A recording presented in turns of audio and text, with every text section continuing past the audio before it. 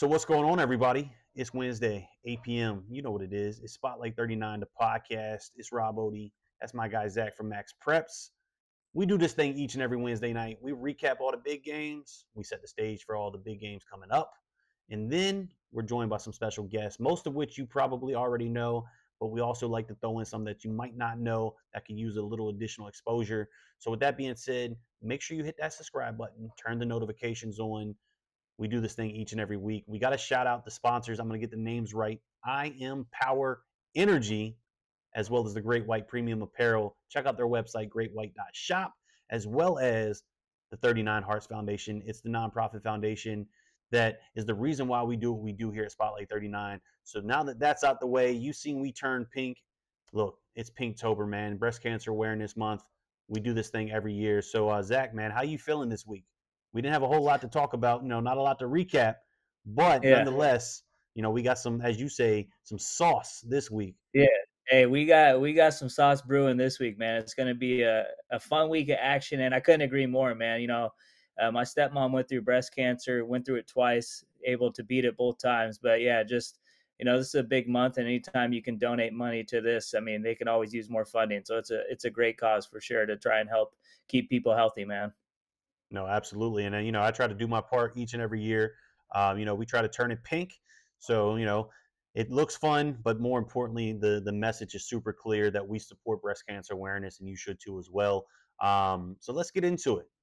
We got a recap really that we want to dig into from last week. We had some preview matchups that didn't really turn out to be like wow factors, but we did have one, and that's the DeMatha game. Talk to me. What did you see here?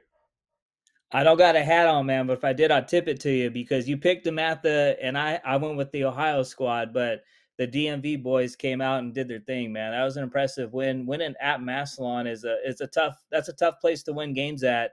And the Stags, they controlled the whole game, and you were spot on, man. LeVar Keys had a huge impact. He had a long touchdown called back too, but he made a big-time punt return that really set DeMatha up, and they scored a touchdown. Bud Combs had a big game, too. 2025 Maryland commit is also a baseball standout.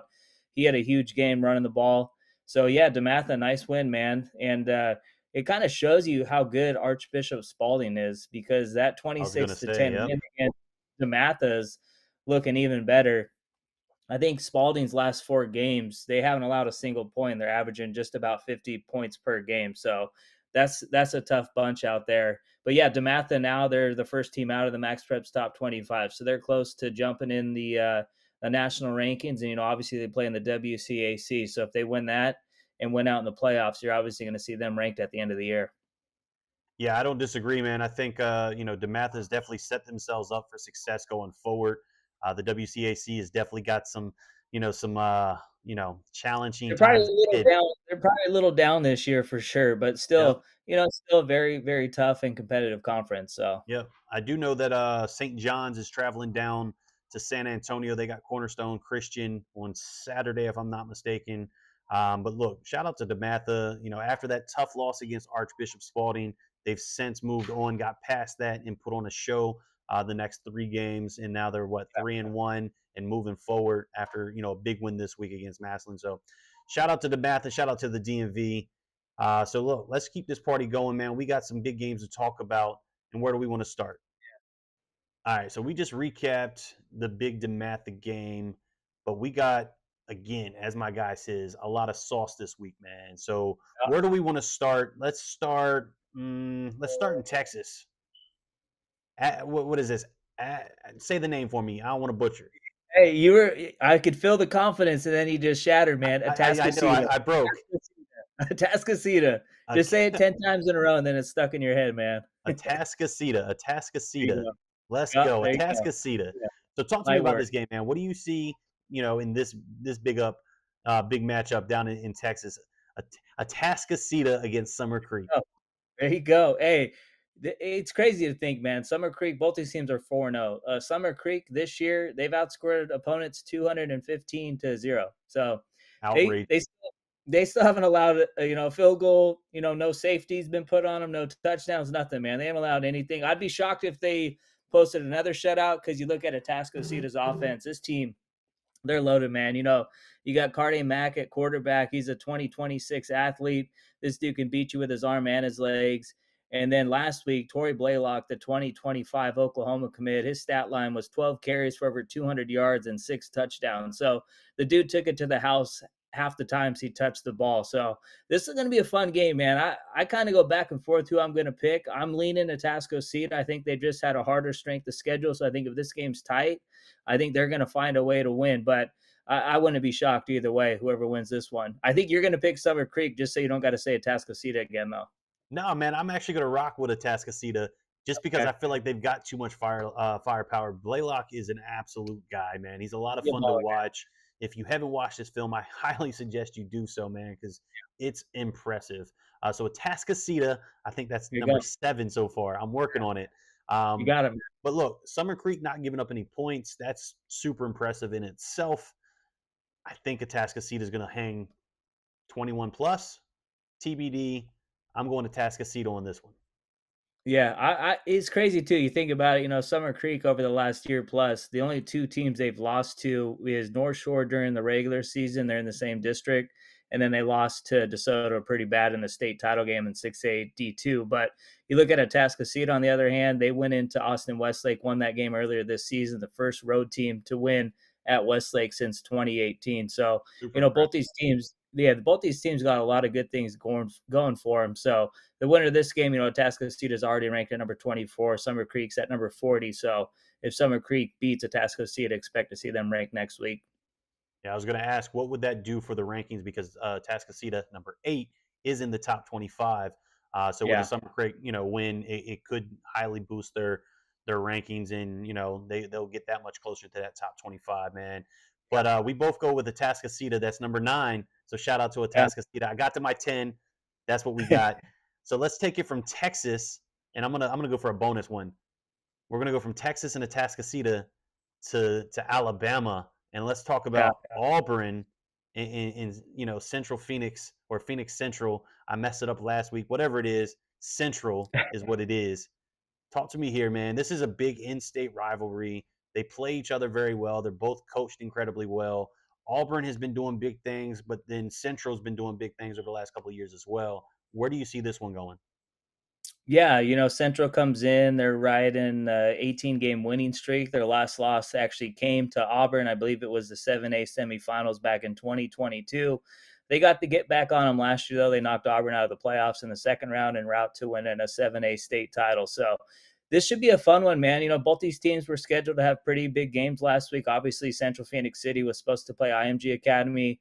Hurricane, you know, did a lot of damage, and it was just hard for teams to travel, so that game got canceled. And then Auburn was supposed to play a pretty talented Moody squad, and that game also got canceled too. So both had bye weeks, which probably worked out well for both these squads going into this huge 7A clash. Uh, I I think Central is just going to be too much for them on both sides of the ball. They got a well balanced attack on offense, got a good quarterback, and then have a strong running game with Tristan Williams. So this should be a pretty close game, but I'm leaning towards the defending 7A state champs to win this one. But these are the top two teams right now in 7A in the state of Alabama. Absolutely, and we had Trent Seaborn on from Thompson. Yeah, That they're in that same class, but I think Central is just again got too much oomph, for Auburn and the rest. Honestly, the rest of the Class 7A in Alabama. So I got to go Central as well. But it's going to be a hard fought battle. They play each other well every time. So it's going to be a lot of fun to watch. So we got 2 bangers back to back, but we don't yeah, stop there. We gotta go to Basha, which I'm just now getting hip to, and this is what week yeah, 3 that we've had Basha on the show. So talk to me yeah. about Basha. Well, this is kind of a prove it game for Brophy too. Brophy's 5-0. They've had some good wins this year, but this would be a monumental win for the program if they can beat Basha. Basha is a team that went out to SoCal, played Mission Viejo, the number 10 team in the country, very very well. They lost 31-28. It was a close game, and a sophomore running back Noah Roberts had a huge night. This guy is going to be getting calls from running backs coach on the D1 level for sure. He's going to be a can't miss prospect from the state of Arizona. You know, they've obviously produced some big time running backs, but John Robinson also came from Arizona. But you look at Brophy, man, they got Devin Fitzgerald. You probably heard of his dad a little bit, Larry Fitzgerald. He's having Probably. a very good junior season. And they also got Dalen Sharper, you know, son of Darren Sharper. He's having a big standout year too. So those are two of the just handful of big time guys they've got that have D1 offers. You know, Brophy probably has more D1 talent on its team than any other team in the state of Arizona. So this should be a fun game. I'm kind of leaning Basha here, though. I think they've just been through the gauntlet here in the past few years. You know, obviously they had Damon Williams there at quarterback. He's a tough guy to replace, but they're showing you anytime you got a great offensive line, which they have, you can bounce back quick. And I think Bash is going to win this game. You look at their 4-1, but obviously that one loss was against the number 10 team in the country. So Look, I was having mute problems. That's my fault. Look, we're gonna I thought finally you were just disagree. pondering. Yeah, I thought you were just pondering here. I was like, okay, he's going Brophy here. I can feel No, it. I am going Brophy, and I Yeah, feel I feel like I've disrespected Basha early in the season, and I apologize. But I'm now hip to Basha, which is really dope. But I do think because of that D1 star-studded group that they have at Brophy, I think they're that in itself is going to give Basha just that much to handle, and they're going to come out with the win. They're going to go 6-0. Bash is going to fall 4-2, but that's not because Bash is a bad program by any means. They've just had a pretty strong strength of schedule to start. But that's what I got. yeah. Hey, I'd expect both these teams, obviously, to make the Open Division in Arizona, and there's a chance we could probably see a round two between these two programs for sure. And it could end up like that modern day, St. John Bosco. Whoever wins in the regular season tends to win in the postseason. At least that's Yeah, what history shows, right? yeah, So it's gonna be fun to watch. But Basha, what is that? Brophy, right? I'm getting yeah. hip to Arizona football, man. So let's go from Arizona and let's go South Florida. All right, good. Let's talk about Coach Teddy Bridgewater and them Yeah. Northwestern Bulls against the Rockets with some of the best uniforms in the game down there in Miami Central. Talk to me. This is a big game.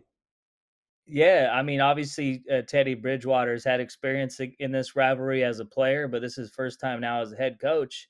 And I mean, you see the two losses for Northwestern, but one was an overtime loss against Venice, who's ranked in the top 25 now. They're 6-0. And then the other was a 21-17 loss against a pretty talented Norland squad, a game they were winning 17-8 in the fourth quarter. So Northwestern's a couple of plays away from being undefeated. You know, Miami Central, they had that tough game to start the year against Lakeland. They lost 16-8. They just couldn't get things going offensively. Since that game though, they've made a QB change, and Anthony McQueen, this dude's been playing great ball at the quarterback position for Central during their 4-game winning streak. He had a great game against American Heritage, which is a very, very good win against a talented Heritage squad led by 2026 Texas commit Dia Bell, who's having a phenomenal junior season. So this is a fun matchup. I mean, this is always a big time game, even if both these teams were 0-5. It's just this rivalry is something different. One of the best rivalries in high school football. I think Miami Central is going to make enough plays though to improve to 5-1, and this is a team that's close to jumping back into the top 25 right now. They're ranked at, I believe, number 29 in our expanded top 100. So they're a couple of dubs away from jumping back into the rankings. Well, look at that. We're gonna agree to disagree one more again. Oh, And there look, we go. I got a lot of love for the Rockets in Miami Central. And look, their quarterback, we're gonna nickname him Lightning McQueen because he's doing big things, coming out Yeah. the gate. But I got to go with Coach Teddy Bridgewater and the Bulls. I just after seeing them in person, I feel like they've got enough oomph. They've kind of been up and down this season, and I think this is going to be the game where they finally come together and say, you know what, we've got it figured out. This is ours to lose. We're going to run the gauntlet from here on out, and they're going to I think they're going to run the table after Central the rest of the season, which is going to be a lot of fun to watch. But that's what I got. What you Hey, got something on your I'll mind? say Talk to this. me. Yeah, no, I'll say this, man. You look at the Bulls skill position set, they're loaded at wide receiver. Obviously Calvin Russell, that dude's as good as any wide receiver in the country, and he's only a junior. and they got a bunch of D1 dudes in the secondary. And Miami Central's got some loaded receivers, so this is gonna be it's going to be a fun matchup. But I think obviously where this game's going to be won or lost will be in the trenches, and that's why I'm kind of leaning Miami Central. But I think this is going to be a fun game. I think this might be the best game of the weekend. I don't disagree with that. I'm excited. Unfortunately, I'm only gonna be able to watch highlights because I'm gonna be on the sideline, camera in hand. But look, let's keep it in Florida, right? You talked about Venice, so let's bring them up. They got a big game against Yeah. IMG. What do you see here, man? I mean, there's talent on both sides. Talk to me. Venice, the key for them is they're going to have to get some stops defensively because they've won games this year because of their offense. They've scored, I believe, at least 48 points in every single game this year, but they've also allowed a ton of points. You know, that Coco win, it was 54-51. It's going to be tough to put that amount of points on a defense who's pretty much got a future D1 player at every position. And then their backups got D1 offers as well. So they're going to have to get some stops here, but we'll see if Gator Wilder can play. He missed last week's game. He got hurt in that Coco game, but they got a sophomore running back, Macho Jones. He's been balling out this year. He's got over 800 yards rushing, 11 touchdowns. So I think he'll fill in more and get more carries if obviously Gator Wilder can't go. But I'm telling you, the guy to watch, and I know he wants to have a huge game because he used to play for IMG Academy, and that's Winston Watkins Jr. This dude is having a tremendous senior season. He's the leading receiver for this high-powered offense that Venice has. He's also stepped in on defense when he needs to, when they need a guy to help in the secondary. He's the one that had the game-sealing interception against Coco to win that one. So this should be a fun game, man. But Ty Hawkins, the quarterback at IMG, he's having a tremendous senior season.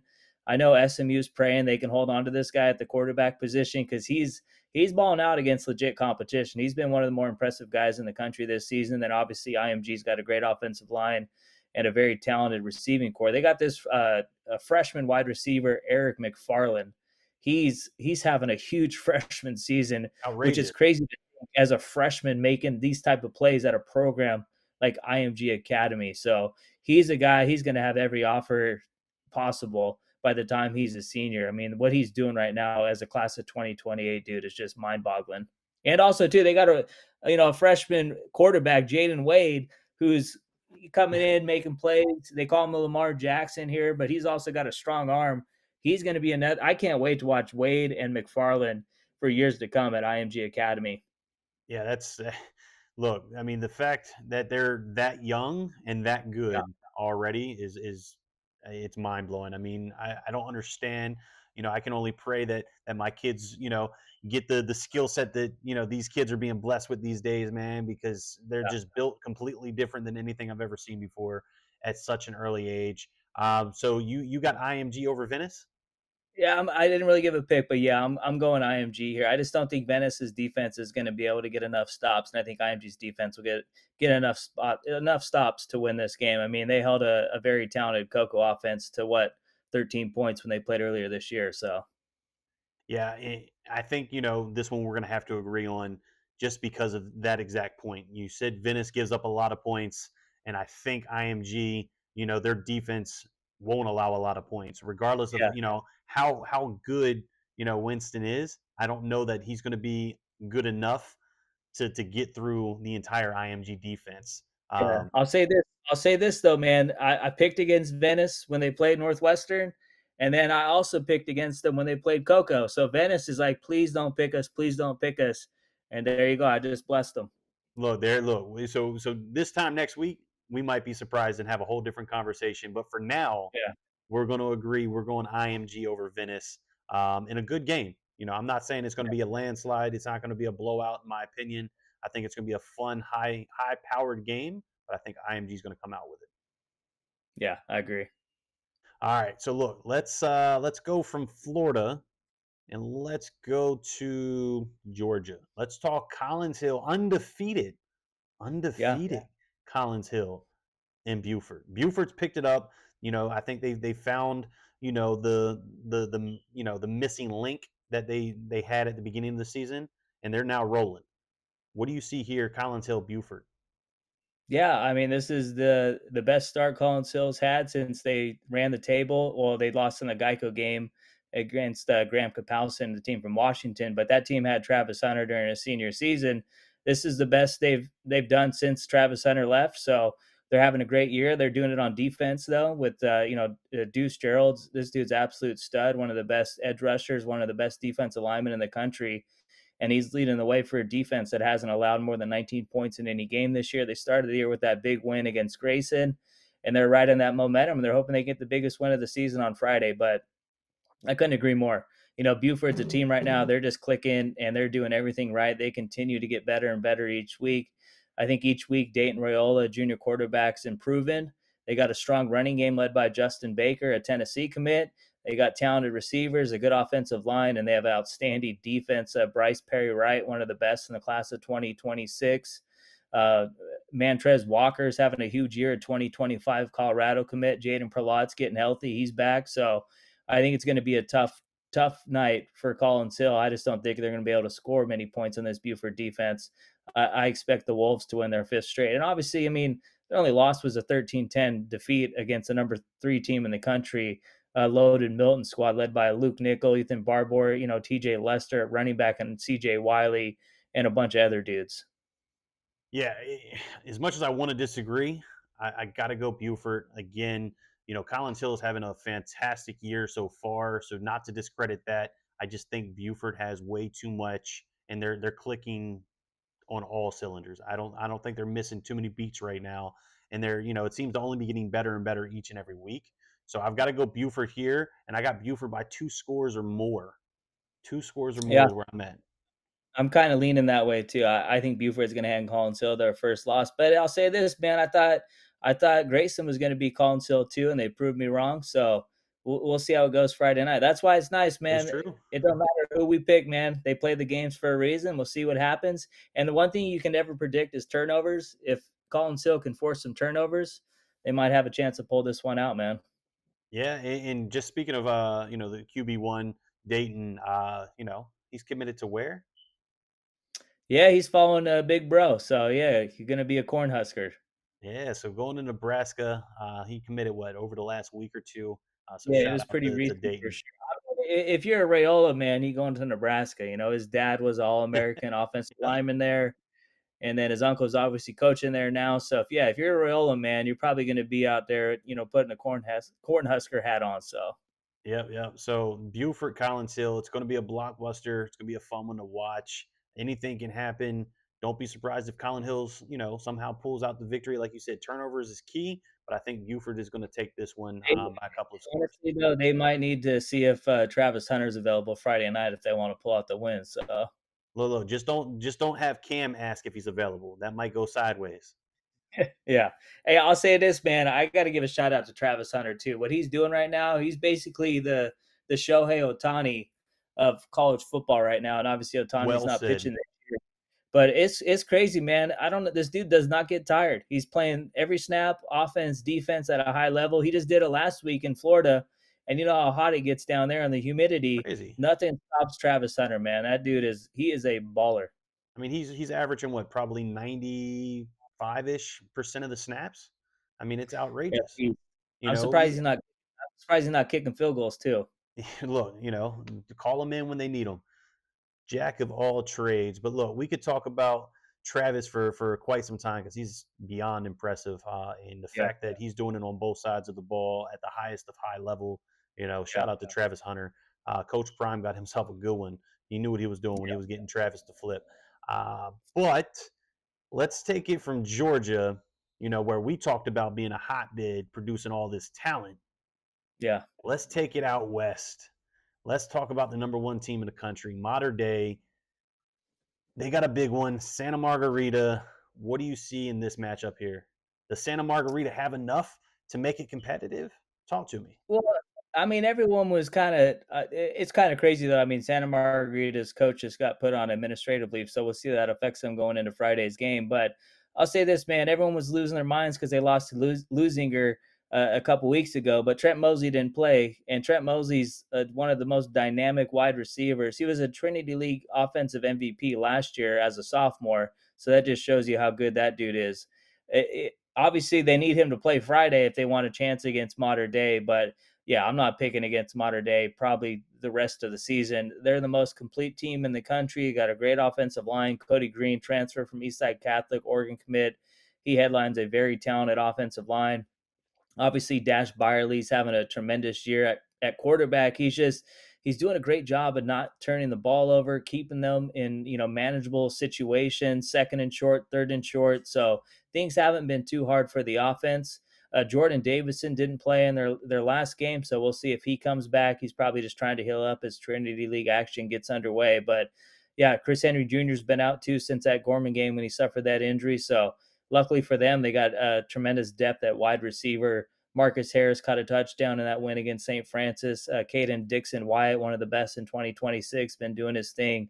And their defense, man, Tomu Topai, 2026 defensive lineman. This guy's as dominant as any defensive lineman in the country. He really kind of gets that defense going, and they're just loaded all three levels. Yeah, I think Mater Dei is going to win by at least 3 touchdowns on Friday. Well, here we go again. We're Yeah, we're I going. figured we agree on this one. We it's kind of hard to go against the number one team in the country. Yeah, So we're going Mater Dei. You say 3 scores.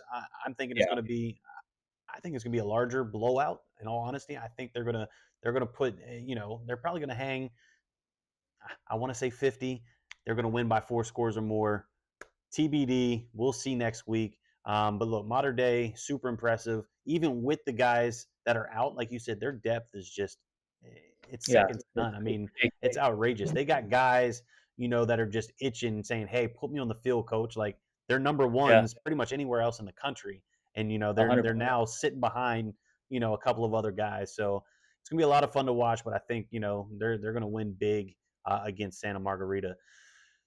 Let's finish this thing out, man. Let's keep on the West Coast and let's go.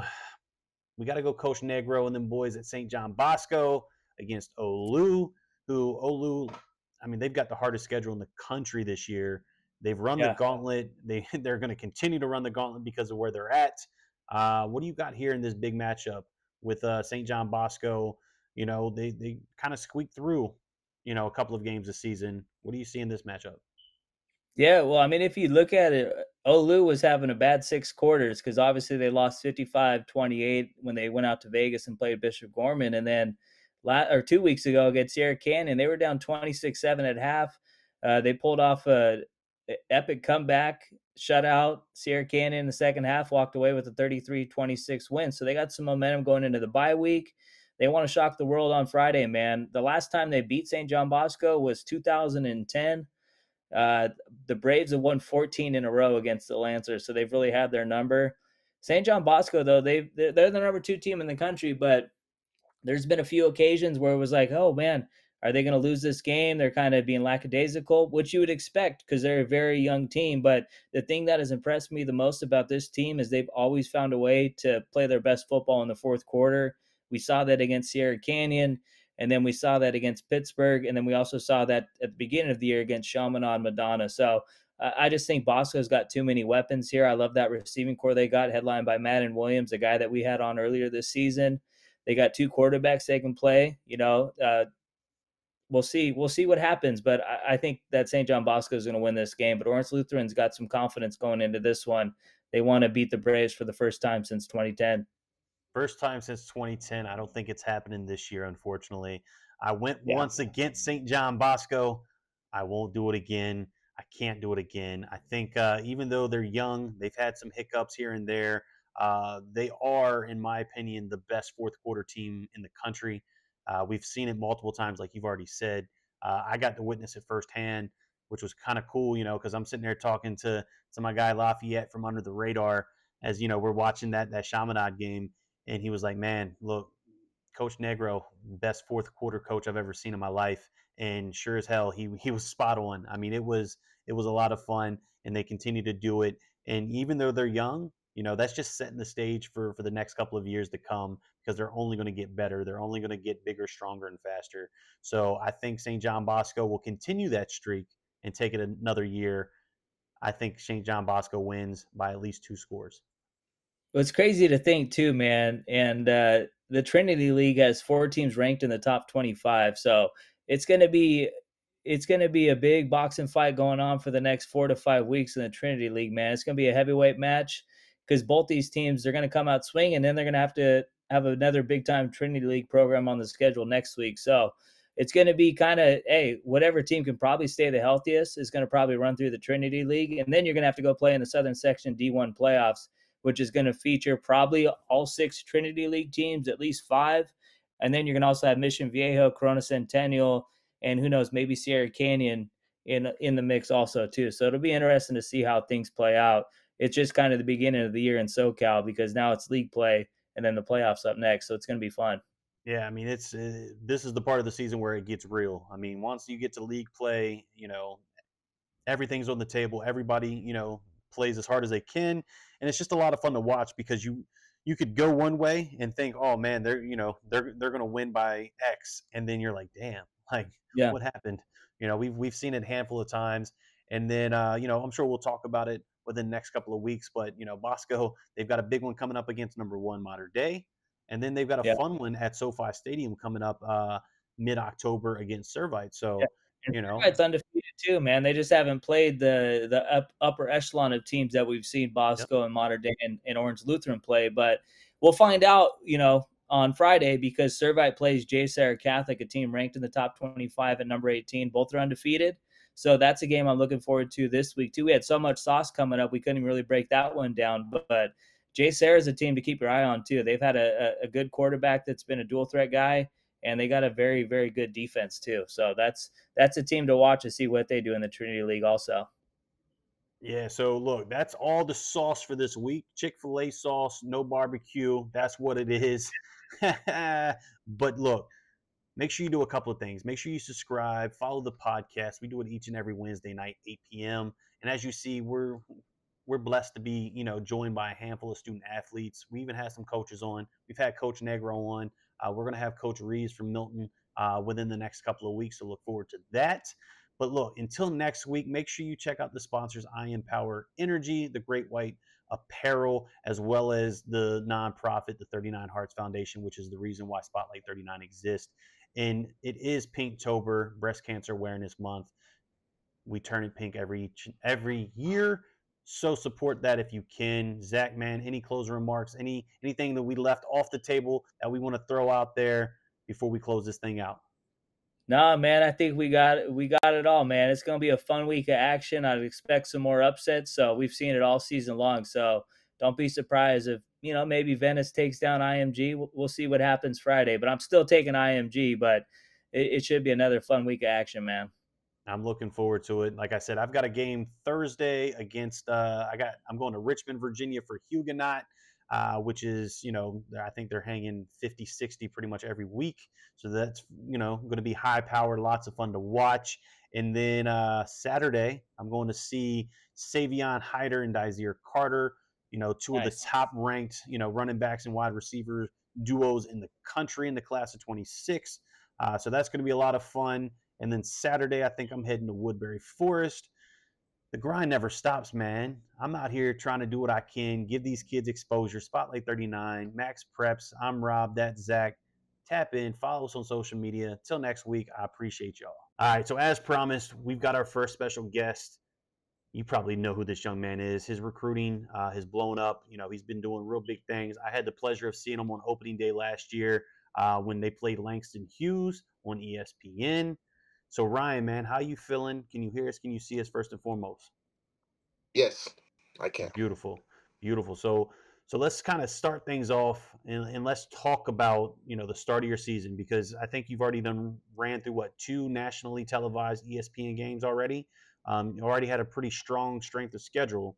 So walk Mhm. me through what's looking good, what's working. Maybe what's some things that you've recognized from your game that maybe you want to sharpen for the second half of the season going forward. But just kind of give me a snapshot of what your season looks like from your lens. You know, just been grinding off seasons for this season. Junior season is a big year for me, so like just making a statement this year. So like my senior year, I'll be set, college, wherever. Because senior year, I'll probably be committed.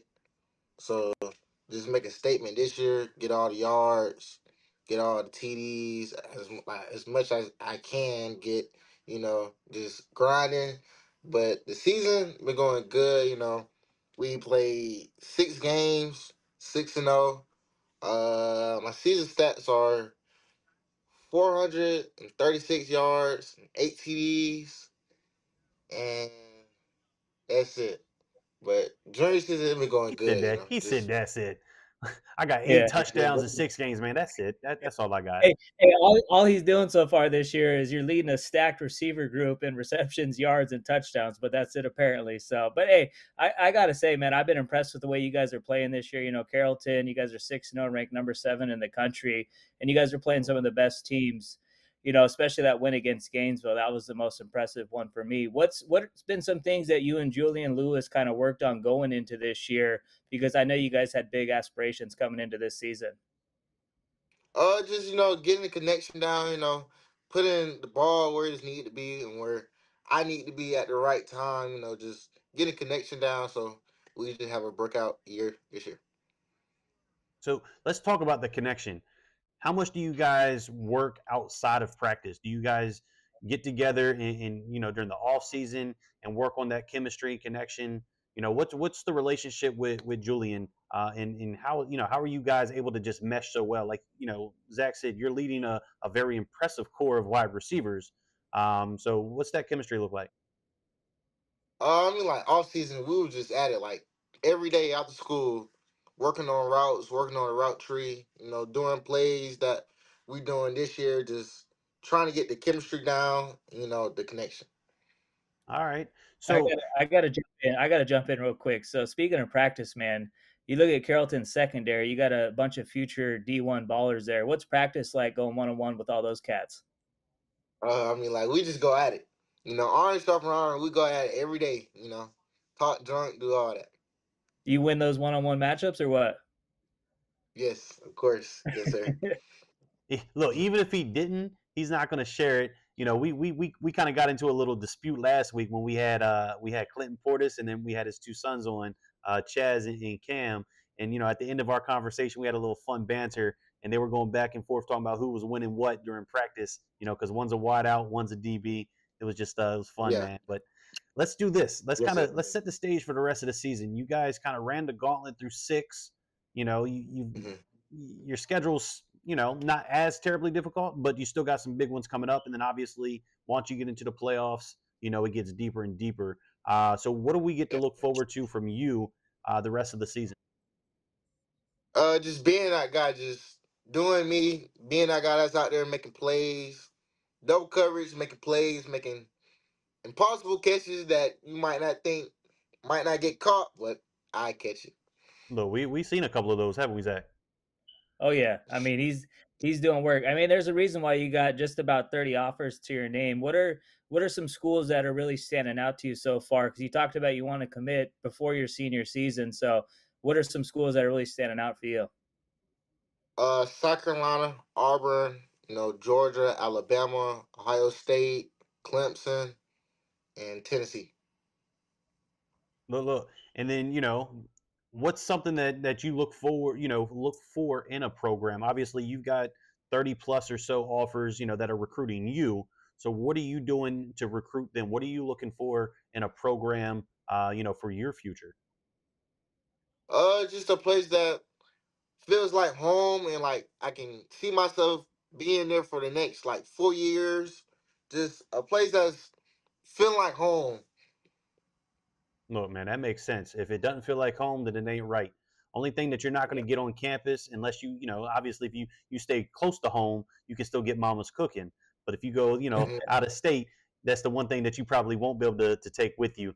But Yeah. look, let's do this. Let's kind of shift gears, and I want to have some fun, man, because I tend to do this, and I've left it out throughout the season, Zach. So I kind of want to just talk about you for a moment and learn a little bit about who you are outside of the game of football. So what are some things that you're into, that spark your interest outside of sports particularly? Are you involved in any sort of, community outreach or extracurricular activities that maybe most people might not know that Ryan's involved in? Actually no, but I love to go fishing. I love being on the river, just fishing, playing a game, all that. What's the Look, biggest fish you caught? It was a catfish. I don't know how All big right. it was, but it was big. I got a picture Yeah. too. It was All right, big. good. Yeah, you got to put that on social, man. I want to see it. Heck Yes, yeah. sir. I got you. Hey, look, Zach, you got anything else for Ryan before we let this young man get out of here? He is a student before the athlete, so we want to make sure we respect his time. What else you got for him? Yeah, I got one more, man. You know how it is. Most people talk about California, Texas, and Florida as the big three states, but just tell everybody how good the state of Georgia is at high school football and all the talent that you guys produce out there, man. I mean, like, I think Georgia's like the best state that produced the athletes. I think we got speed, we got the height, we got the receivers, the QBs, linebackers, the O line, we got everything. I agree, man, because I feel like, especially you do it like per capita, you compare the size of Georgia to those other three states, and the amount of dudes that come out of the state of Georgia, it's second to none, man. Yeah. Yes, sir. Look, Georgia puts on, and I'm excited. I'm actually, I just booked my hotel and my travel arrangements. I'm coming back to Georgia. At the end of the season, I'm going to be, back in the bins for the state championship games. So there's a good chance I'll see you in the bins, Yeah, rocking, of in the course. state championship. But look, best of luck the rest of the season. Stay safe, stay healthy, man. And look, we're going to run this thing back in due time as your career unfolds. And we look forward to seeing where you call home, whether that's close to home or out of state. We appreciate you jumping on. All right. Yes, sir. Thank you. Thank you. Look, we promised, we delivered. We got Mr. ATM himself, Mr. Andrew Marsh, out of beautiful Texas, man. Everything's bigger in Texas. And this young man, he's putting up big time video game like numbers. So without further ado, can you hear us and can you see us all right, first and foremost? Yes, sir. I can see both of y'all. Beautiful, beautiful, man. So look, let's get the conversation started. Let's kind of rewind the clock a little bit. You guys have played, I believe, 5 games, if I'm not mistaken. So let's talk about those 5 games. Recap it from your point of view. What's working well? What's not working well? What's something that stands out? Whatever it is, tell me from your point of view what the first half of the seasons look like so far.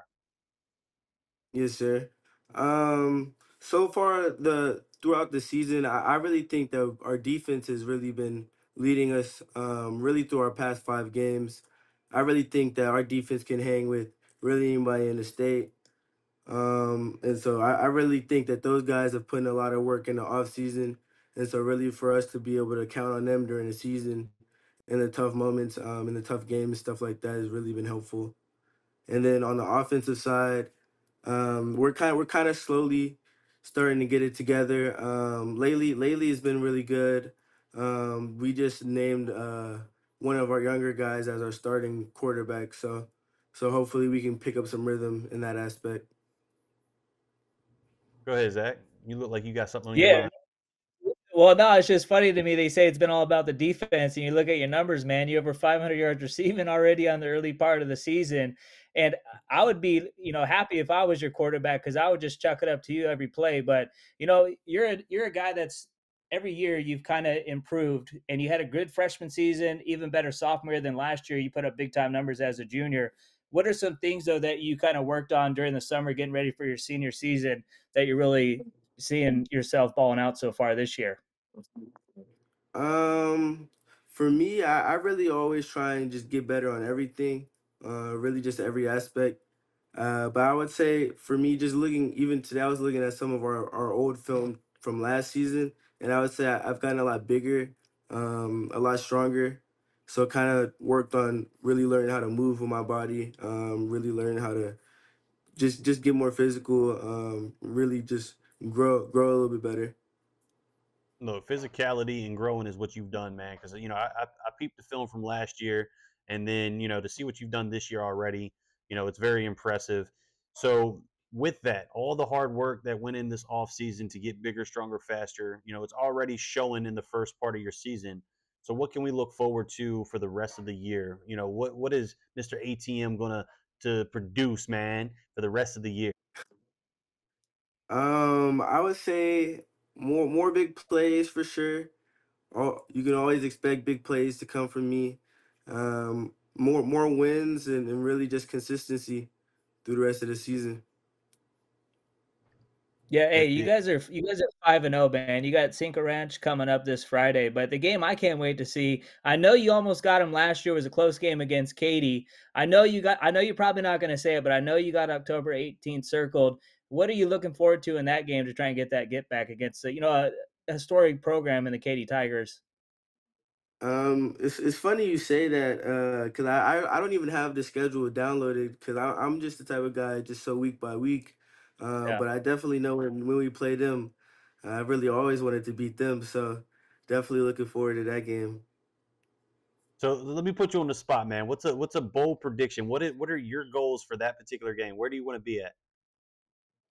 Um, I really I don't even want it to be close. I just wanna I really just wanna put that stamp on that this year, and really just let the whole Katy know that we're the team this year. I love it, man. So let's kind of shift gears. Let's jump to the recruiting process. You see the big M on the screen, right, beside the breast cancer awareness logo. So we got to shout out breast cancer awareness again. But we got the Michigan logo. Talk to me, man. What made you choose Michigan over several other opportunities that were in front of you? Um, for me, it was really a combination of everything, on and off the field. Off the field, they bring a lot to the table. Really education wise, really the people there, the coaches, kind of the community. It's really a good place to be. And then on the field, obviously they win all the time. Um, I really think that that's a place where I could go, get a shot to go play early. So that's something that I really look forward to.